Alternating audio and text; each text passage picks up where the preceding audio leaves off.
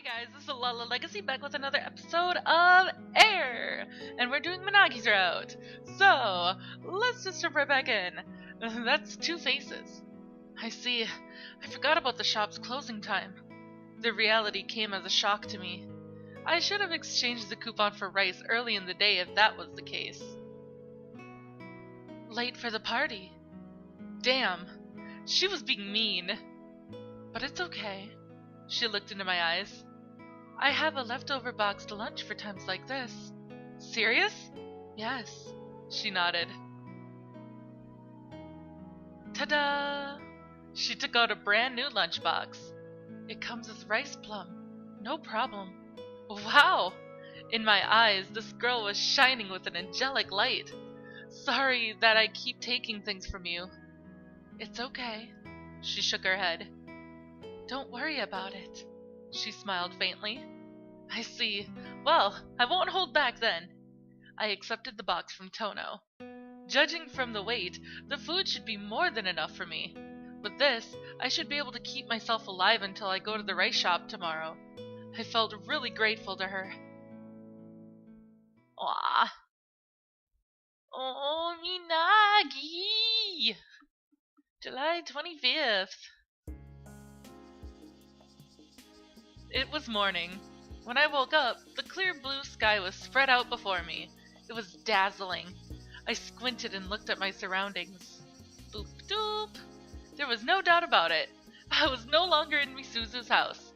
It had been a while since I had the morning to myself. I rubbed my eyes, got up, and filled my lungs with air. The summer scent of the trees seeped into my body.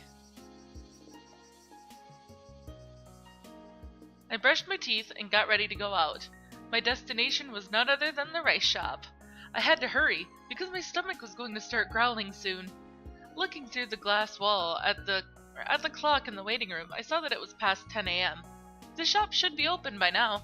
I quickly shoved my puppet into my pocket and left the station.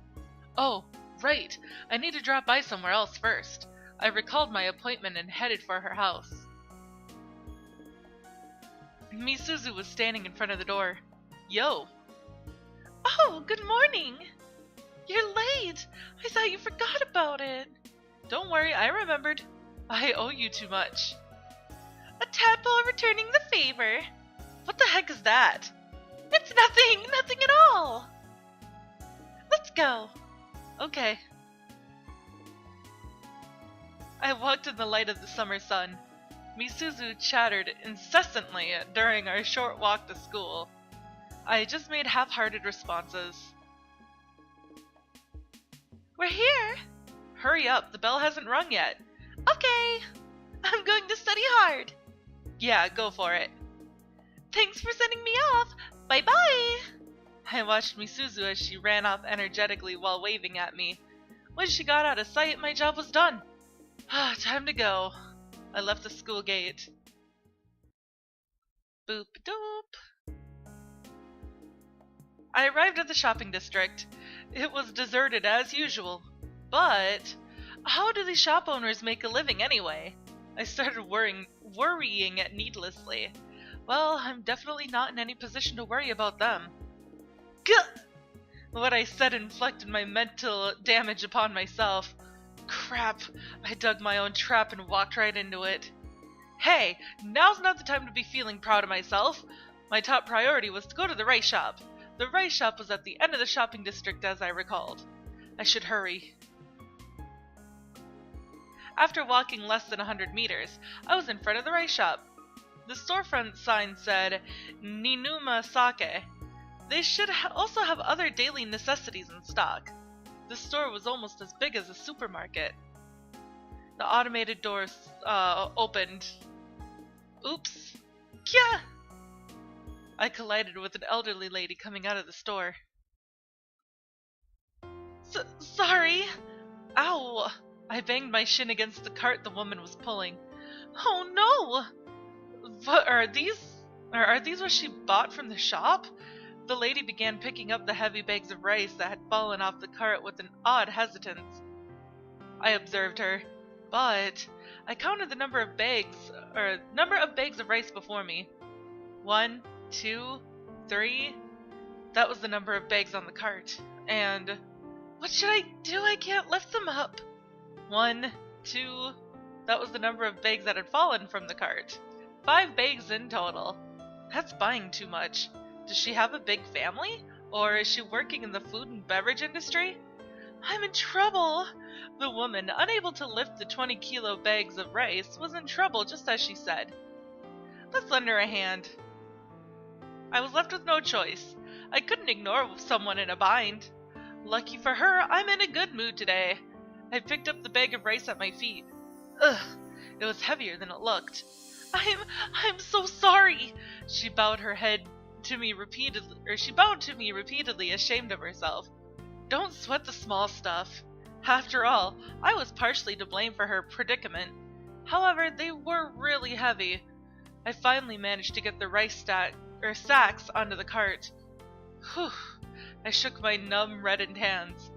Thank you so much. You're really strong. The woman smiled warmly at me. Nah, it's a piece of cake. I was actually pushing my limit here. Shouldn't you just get it delivered if you're buying in bulk? I threw a glance at the 5 sacks on the cart. I thought about doing that too. Her voice trailed off. She looked lonely for some reason. I thought I had seen her face before. Well, whatever floats your boat. I avoided her gaze and walked deeper into the store. Thank you so much! I heard her soft voice behind me. I thought I had heard that voice before, too. I took a deep breath and turned around. The lady had passed through the automated door and she was pushing the cart while swaying unsteadily. She looked like she might hurt herself any time. Jeez, there's nothing for it. I scratched my head, turned back, and went after the lady. Here, let me handle that. I caught up to her and started pushing her cart for her. A cart with 5 bags of rice was definitely too much for a lady. Each bag is 20 kilos, and there's 5 of them. Ugh. They added up to a massive weight. Thank you. She was apologizing so much that I felt sorry for her. Well, that was to be expected considering that we were strangers and all. So, where should I push this to? Okay. My car is parked at the entrance of the shopping district. Got it.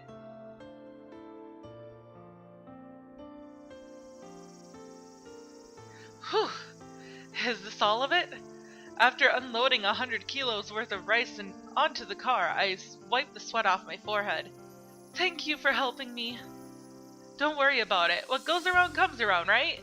I'm the one who's always coming and going, though. Yeah, I suppose that's right. I scratched my head. Well, you should really stop buying so much at once. Okay. My daughter loves rice and she eats it all the time, so... What's our daughter like to be able to consume 100 kilos of rice? But I don't mind going through all this trouble just to see my daughter's happy face. Is that so? Yes, that's what all mothers are like. She smiled as though she were chiding herself for being too doting. Oh no, that hit me hard. Ow.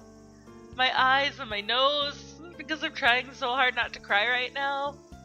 Not all mothers are like that, and that's the sad part. That smile awoke age-old memories in me. Now, if you'd please excuse me. Okay. After bowing to me, she got into her car and started the engine. Her car spat out a huge cloud of exhaust, then vanished into the summer sunlight at ferocious speed. Is she the kind that turns into a totally different person behind the wheel? Boop-a-doop! I turned around and entered the shopping district for the second time today. I heard a peculiar laughter coming from nowhere. I saw that, Kunisaki-kun! I'd better hurry. I ignored the voice and headed for the rice shop. Hey, don't ignore me! She grabbed the back of my head. Huh? Yeah, what do you want with me? Oh, I was thinking it was Michiru. Whoops! I turned around sighing and saw the woman standing there. Good morning, Kunisaki-kun. She greeted me with an expression that implied that she was up to no good. What's with that cheeky smile? Nah, it's nothing. I see. You're already that close with Tono-san. Huh? Oh, you really are quite the smooth operator. The doctor was nodding her head in approval. Kano had better get her act together. Hey! What is it, Love Hunter? What a strange nickname. Love Hunter, one that hunts for love. Absolutely horrid. Why do you keep nodding to yourself? Just a word of advice? That's seriously creepy. Ouch! Well, excuse me. Did you have to hit me twice? Don't ask me. Who should I ask then? Honestly, why do you treat Tono's mother and me so differently? What? Tono's mother? Yeah, you were helping her to pull her cart just now, weren't you? I saw it. Huh? That was her mother? Wait a minute. You mean you helped her without knowing that? Yeah, I had no idea. I see. No wonder her voice sounded familiar. It reminded me of Tono's voice. That explained it. They all had something to do with rice. What? You didn't know? You should have told me sooner. She hadn't given me a chance to say anything. Then you'd better remember her. She's Tono's mother. Isn't she a kind lady? Yeah, I agreed with her. That's true. She doesn't look as evil as you. Hey, what did you just say? No, I didn't say anything. I guess I misheard, huh? Yeah, pretty sure you did. That was close. Anyway, didn't you tell me before that Tono's mother wasn't feeling well? I changed this topic with my best poker face. She definitely doesn't look like a sick person to me. I see. Yeah, Hijiri's response sounded somewhat hesitant. I guess you're right. Hijiri's eyes clouded over. What's wrong? Nothing. Kurosaki-kun. What? Tono's mother. She's not sick or anything. What? What do you mean? Oh yeah, you said Tono isn't sick either or something like that, right? Yeah. Well, it's an illness in a sense, but... Boop-a-doop. Hijiri said nothing more. I couldn't bring myself to ask anymore with this tense atmosphere. Finally, see you next time. I've got to get back to work. With that, Hijiri disappeared back into her clinic. I was left alone on the burning asphalt. An emotion that couldn't be put into words was welling up in my chest. It slowly swirled. Finally, it turned into a face. I couldn't make out whose face it was, but it was definitely a face I recalled seeing before. Well, whatever. I decided to stop delving any further. I headed for the rice shop again. Was my hunger the sole reason why I was dragging my feet? Or was it... Boop-a-doop. After getting rice from the rice shop, I went back, the way I came from, sorry. I was walking quite unsteadily. It's heavy. It was definitely a bad idea to exchange 2 rice coupons. I was already at my limit after walking a dozen meters from the rice shop. I plopped the 2 rice sacks weighing 20 kilos each on the ground in front of the clinic because I ran out of stamina. I set down a rice sack and took a short break. My body felt so light all of a sudden. It was like gravity had abandoned me. I wiped away the beads of sweat forming on my forehead and spaced out for a while. Finally, a few people walked past me. They're staring at me. Every time someone passed by, I felt eyes on me. That was to be expected. I would stare as well if I saw someone sitting on a bag of rice in such a place. In that case, I dug my pocket for my puppet. I looked at the puppet, then at the sack of rice. Is this an opportunity? I had inspiration! I was surely drawing the attention of others after obtaining my new item, the rice bag. That's right. There was only one thing to do, right then and there. If everything went well, I could make enough money to buy some scrumptious side dishes. Who knows, I might even make enough to get out of this wretched town. I laughed out loud, and truly loud it was. For some reason, I was attracting even more attention now. Alright, let's do this! I was pumped. I placed my puppet on the ground and commenced my performance. Boop-a-doop.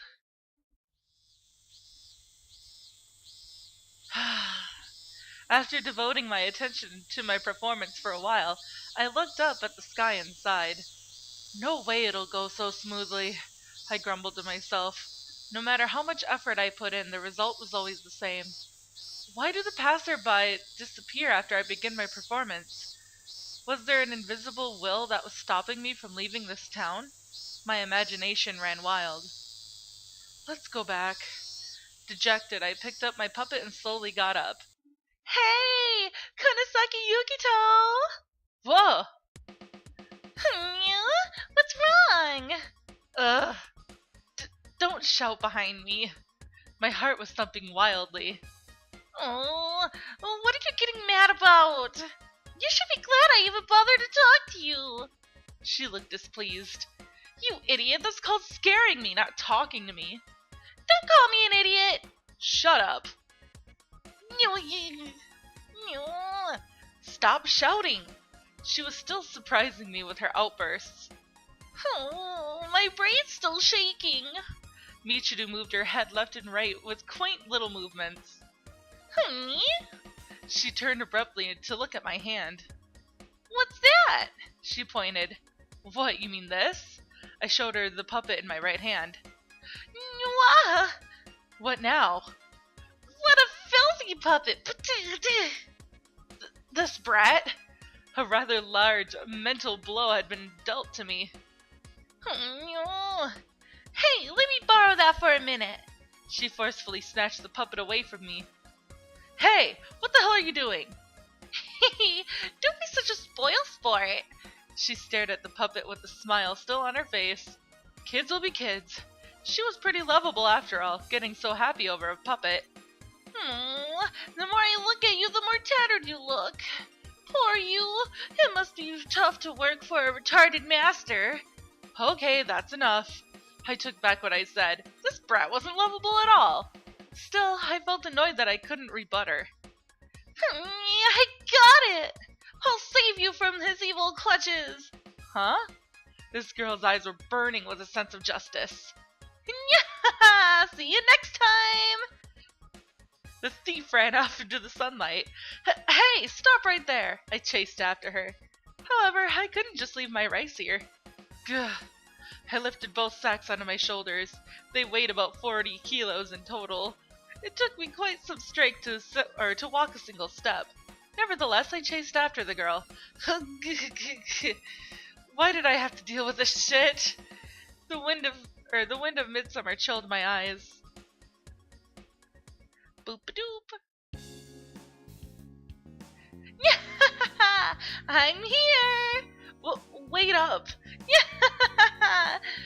Look here! Shake, shake, shake! Stop shaking your butt at me! Yahoo! Ugh. Boop-a-doop.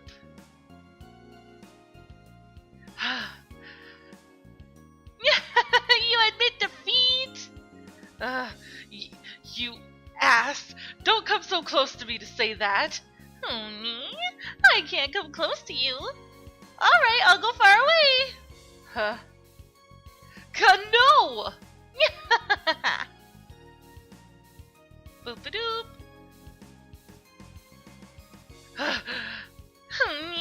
You're pathetic. Can't run anymore? Hey, Kunisaki Yukito, I'm talking to you right now. Answer me. Your face is looking pale. Are you out of gas? Are you okay? I'm sorry I ran too fast. Ha! Nya! Missed.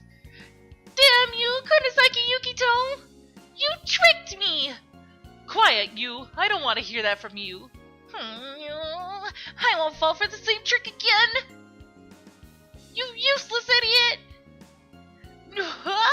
He's speeding up. Boop-a-doop.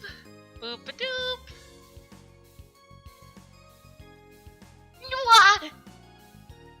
I finally got hold of her twin pigtails. I finally caught you, you little brat. I threw down the rice I was carrying on my shoulders. Now give me back my puppet. I tugged her hair to hasten her. But that is all the time that I have for this episode, guys. If you liked it, please give it a big thumbs up down below. And don't forget to subscribe if you haven't already. And by subscribing, you are becoming part of a legacy. So, I will see you guys in the next video. Bye!